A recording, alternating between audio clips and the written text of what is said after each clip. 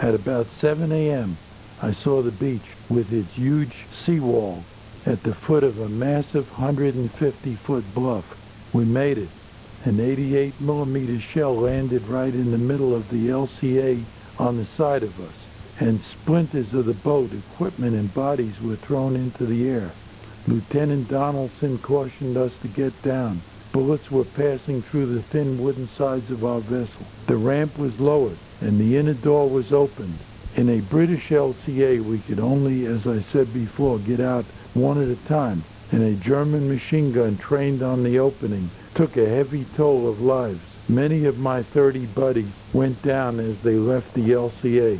I got a bullet through the top of my helmet first, and then as I waded through the deep water, a bullet aimed at my heart hit the receiver of my M1 rifle, and as I carried it at port arms, embedded itself in my ammunition.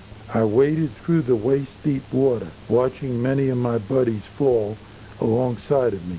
The water was being shot up all around me, and many a bullet ricocheted off the water top at me. Clarius Riggs, who left the assault boat in front of me, went under, being shot to death. About 8 or 10 feet to my right, a little in front of me, and as we reached the dry sand, I heard a hollow thud, and I saw Private Robert Ditmar of Fairfield, Connecticut, hold his chest, and heard him yell, "I'm hit, I'm hit." I hit the ground and watched him as he continued to go forward about 10 more yards. He tripped over a tank obstacle, and as he fell, his body made a complete turn, and he lay sprawled on the damp sand with his head facing the Germans, his face looking skyward.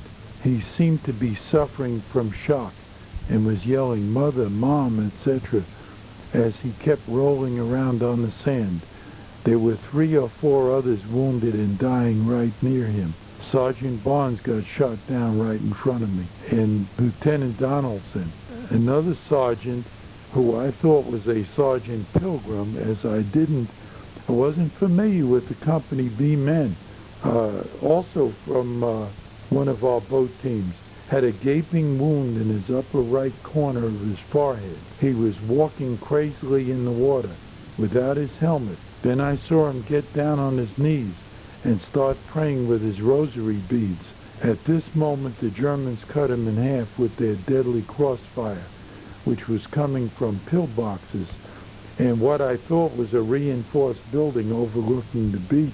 Later on, I found out it was a pillbox built into the mountain on the right flank of the beach. I saw the reflection from the helmet of one of the snipers and took aim. Later on, I found out I got a bullseye on him. That was my only time that rifle fired. From the shot that hit my rifle, it must have shattered the wood, and the rifle broke in half, and I had to throw it away. When I threw the rifle away, a private named Calf Callis picked up the pieces and crawled towards me to give it back to me, as if he thought I was quitting fighting, which I wasn't. He later died, keeled over and stopped breathing. Shells were continually landing all about me in a definite pattern, and when I raised my head up to curse the Germans in the pillbox on our right flank, who was continually shooting up the sand in front of me, one of the shell fragments from an 88mm shell, which exploded about 20 yards in front of me, hit me in my left cheek. It felt like being hit with a baseball bat, only the results were much worse. My upper jaw was shattered. The left cheek was blown open. My upper lip was cut in half. The roof of my mouth was cut up, and teeth and gums were laying all over my mouth. Blood poured freely from the gaping wound. I washed my face out in the 6-inch cold, dirty channel water, and managed somehow not to pass out. I got rid of most of my equipment. Finally, I came to dry sand, and there was only another 100 yards or maybe less to go, and I started across the sand crawling very fast. The Germans in the house in the pillbox on the right flank were shooting up the sand all about me. I reached the stone wall without further injury. I looked back on the beach I had crossed and saw two of our battalion's 12 special tanks knocked out in the water, a dead man hanging out of the turret of one of them.